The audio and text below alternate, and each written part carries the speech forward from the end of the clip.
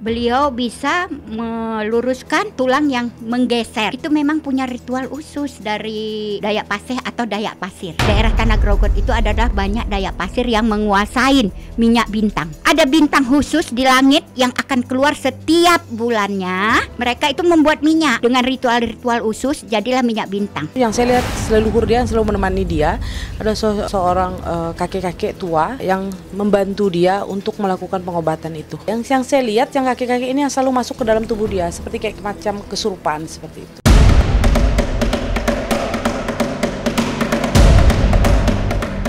Heboh Ida Dayak masih membuat semua orang terpana.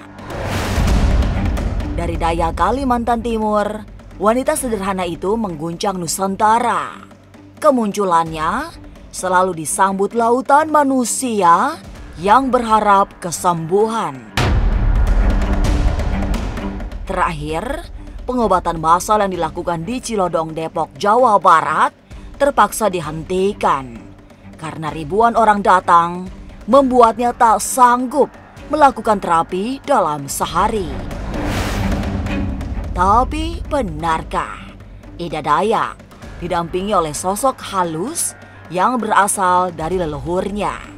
Bagaimana Bunda Norma dan Nyai Dewi Rantian yang sesama spiritualis asal Dayak Kalimantan melihat fenomena Ida Dayak ini? Jangan dulu berlalu, masih akan banyak keganjilan terjadi di sini. Dan jangan lupa subscribe, like, share, dan komen agar tak ada yang terasa ganjil di sekitar Anda.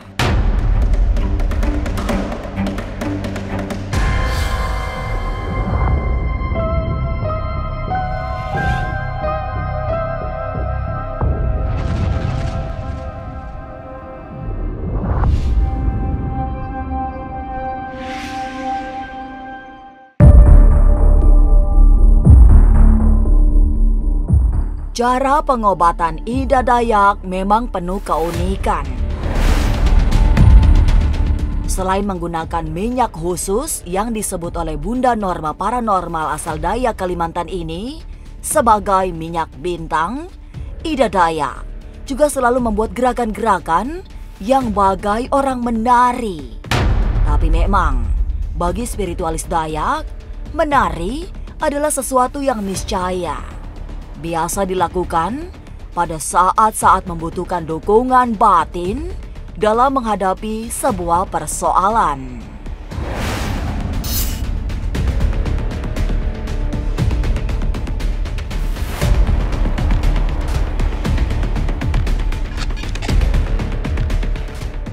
Itu memang khas dari Dayak Paseh itu, kalau mengobatin apapun beliau menari. Beliau menari walaupun mengobatin orang sakit, mengobatin patah, mengobat spiritual apa dan sebagainya. Itu mereka memang selalu menari dan mereka suka menadahkan tangan ke atas dan mereka menari sesuai dengan keinginan dia, tariannya apa. Dia punya karena dia sambil sepertinya itu udah sepaket doa dan tarian.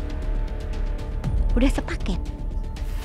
Bukan berarti harus lagu disco, lagu apa dan sebagainya. Itu terserah dengan orang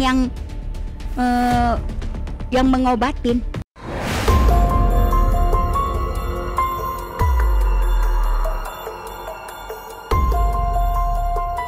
Menari saat mengobati agaknya memang khas Ida Dayak. Bukan sembarang tarian, bukan pula berasal dari jenis tarian adat. Menurut Nyai Dewi Rantian, tarian itu sesuai dengan kondisi dan situasi. Biasanya berasal dari bisikan sosok gaib yang mendampinginya. Pada kondisi-kondisi berat, misalnya harus mengobati pasien yang sakit parah, sosok gaib itu akan merasuki raga Ida Dayak untuk kemudian membuat gerakan-gerakan tertentu seperti menari.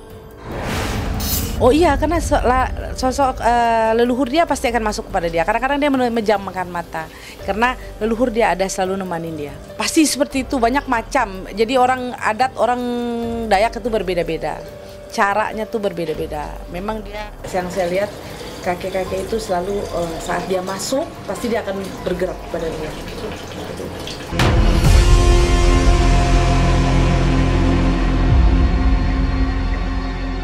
Satu lagi keunikan Ida Dayak, dalam setiap penampilannya, kostum yang dikenakan sangat khas, berasal dari busana adat suku Dayak. Selain sebagai identitas sekaligus penanda khusus, ternyata pakaian adat itu tidak bisa asal pakai. Ada ritual tertentu untuk mengenakannya.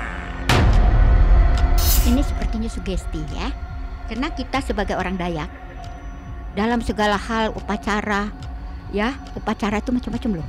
Upacara goib, upacara apa itu kita pakai. Jadi udah sugesti hal itu ya kita pakai begitu.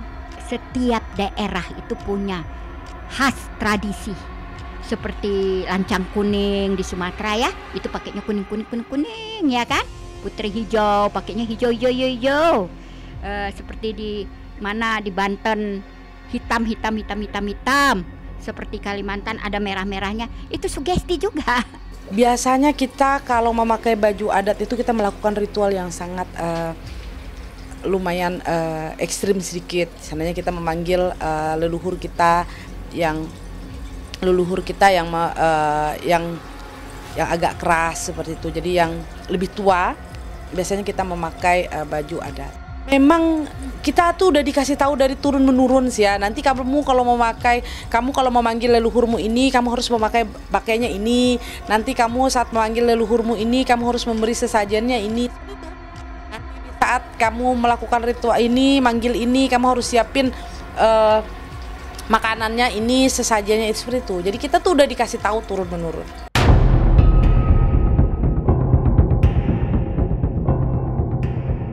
Kemampuan Ida Dayak mengobati, terutama orang-orang yang mengalami gangguan tulang, viral di mana-mana.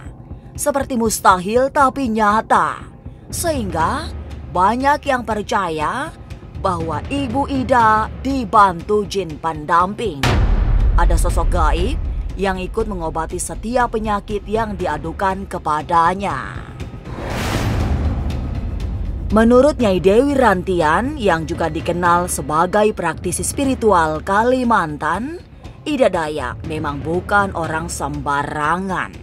Ia memiliki garis keturunan spiritualis yang sangat kuat. Di kita di Kalimantan itu hampir ada beberapa orang yang seperti itu, yang bisa seperti itu. Karena itu biasanya keturunan. Melakukan itu tuh hanya orang-orang tertentu yang bisa, karena itu turun menurun. Yang saya lihat seperti itu. Yang saya lihat dia punya turunan dia, leluhur dia yang bisa mengobati seperti dia, makanya akhirnya turun kepada dia.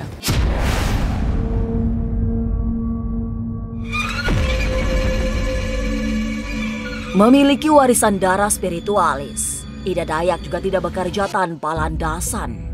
Setidaknya ada sosok tak terlihat yang mendampinginya selama melakukan pengobatan. Sosok pendamping yang berasal dari leluhurnya di masa lampau berwujud kakek-kakek sakti. Sudah sangat tua, tapi memiliki ketangguhan tak tertandingi. Ya, itulah namanya khodam. Jadi memang kalau kita sudah keturunan itu ada yang nempel ke kita dan dialah yang pendamping kita, yang menjaga kita dan yang menjalankan spiritual kita, dorongan dari dia. Nah, dan dia juga memakai ada pegangan dari leluhur, yang saya lihat leluhur dia yang selalu menemani dia. Ada seorang kakek-kakek tua yang membantu dia untuk melakukan pengobatan itu. Karena kan dia dibantu dengan leluhur dia, yang kakek-kakek yang tua ini yang membantu dia untuk membetulkan tulang-tulang yang kayak patah tulang atau tulang yang tangan dia nggak bisa bergerak. Kakek-kakek ini ya selalu membantu dia. Yang saya lihat yang kakek-kakek ini yang selalu masuk ke dalam tubuh dia seperti kayak macam kesurupan seperti itu.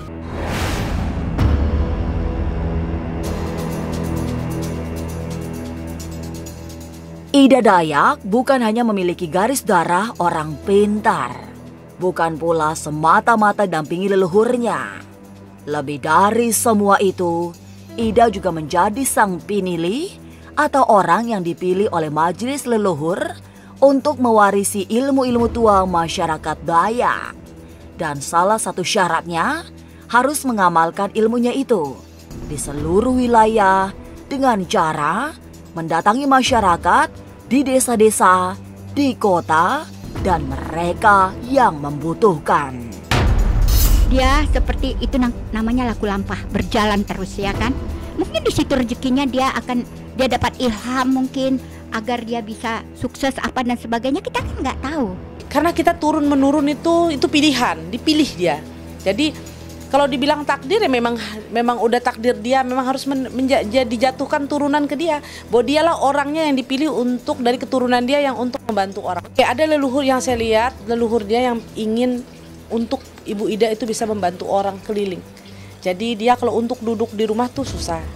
Jadi dia memang disuruh oleh leluhurnya untuk mengobati orang-orang. Jadi dia harus keliling, dia harus memutar. Jadi kayak macam apa ya?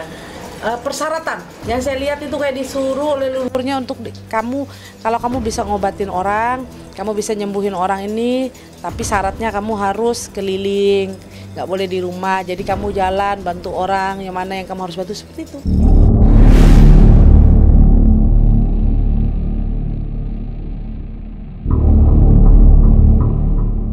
Memiliki semua syarat untuk menjadi orang pintar yang secara spiritual sangat tinggi, Ida Dayak pantas dinantikan semua orang. Tapi benarkah minyak yang digunakan mengobati pasien juga berasal dari ramuan tradisional yang sangat dirahasiakan? Jangan kemana-mana, tetap subscribe, like, share, dan komen agar tak ada yang terasa ganjil di sekitar Anda.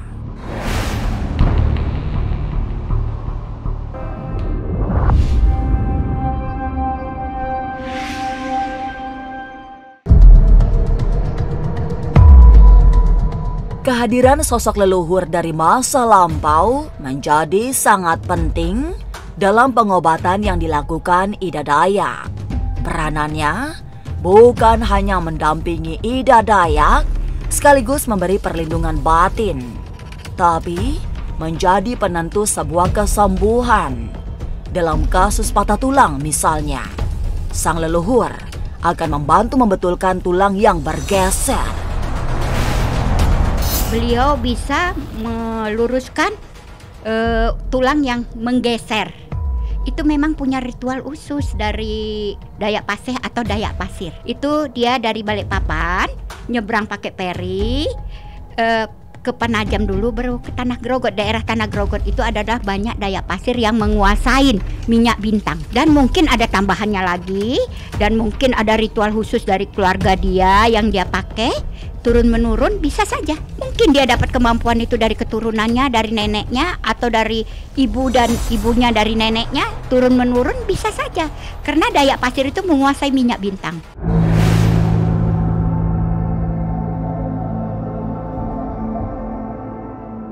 Meski ada peran besar leluhur, tapi faktor minyak yang digunakan Ida Dayak juga sangat penting.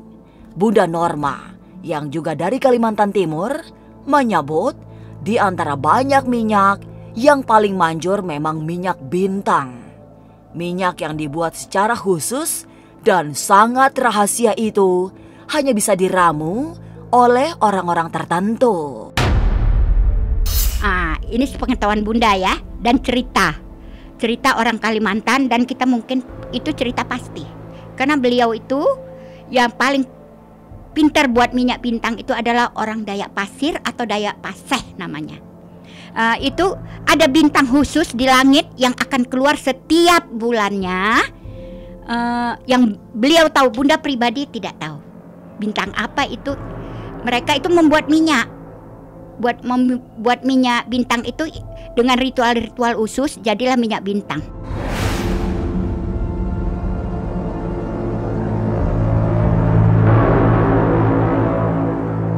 Minyak Kalimantan memang dikenal ampuh dalam khazanah pengobatan alternatif.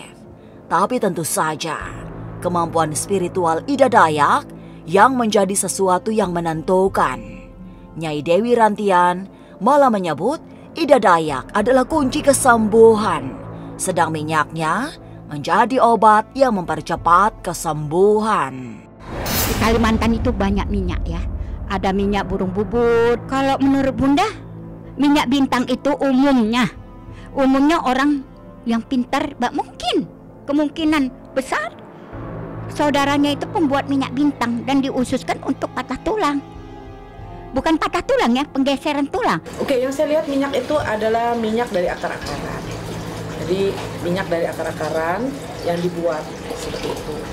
Nah, jadi itu memang untuk mengobati. Tapi yang paling utama itu adanya di ibu idanya. Karena leluhurnya yang membenarkan tulang-tulang itu leluhur dia. Jadi kuncinya tuh ada di ibu ida. Nah, minyak itu untuk penyembuhan aja. Untuk menyembuhkan, kan seperti obatnya lah. Setelah seandainya ini habis dioperasi, kan berarti harus ada obat yang harus diminum untuk penyembuhan. Nah, seperti itulah.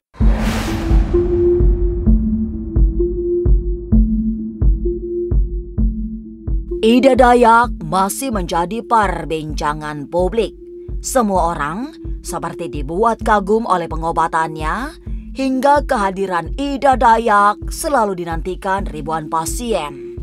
Ia menjadi fenomena di panggung pengobatan alternatif yang bahkan tak pernah disangka-sangka.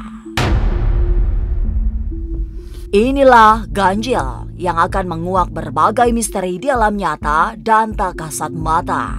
Sampai jumpa pada episode selanjutnya dengan kisah-kisah ganjil setiap hari Senin, Kamis, dan Jumat pukul 5 sore. Tapi sebelumnya, jangan lupa subscribe, like, share, dan komen agar tak ada yang terasa ganjil di sekitar Anda.